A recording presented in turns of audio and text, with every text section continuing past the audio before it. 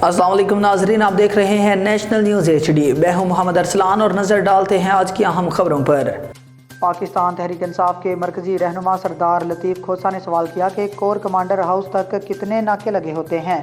9 मई को पुलिस कहाँ थी? मुआफ़ी इनको मांगनी चाहिए जो मुआफ़ी के तलबगार हैं।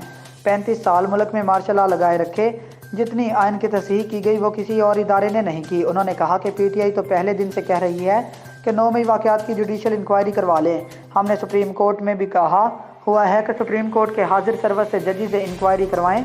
अब DGI SPR भी कह रहे हैं, तो फिर देर किस बात की? जुडिशल इंक्वायरी करें ताकि दूध का दूध और पानी का पानी हो जाए। 1947 से लेकर 2014 तक सारे कमीशन बनाए जाएं, लेकिन अगर लंदन प्लान के तहत एक ही जमात को टारगेट करके इमरान खान और साथियों को पाबंद सलासल करके पार्टी का निशान दिया गया, इसका भी कमीशन बना लें। फिर 45 साल बाद ये नहीं कहना कि भुट्टो को गलत फांसी हुई थी। हमारा मुतालबा है कि इमरान खान सियासी कैदी है, इसको रिहा किया जाए।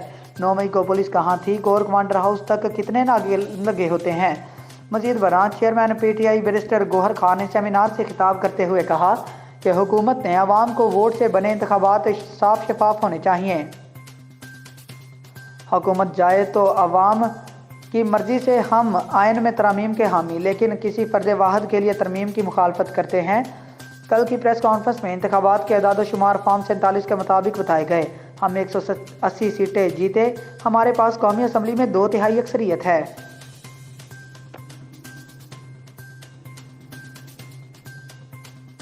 न्यूज़ स्टूडियो से फिल वक्त इतना ही। मजीद न्यूज़ के लिए हमारे साथ रहिएगा।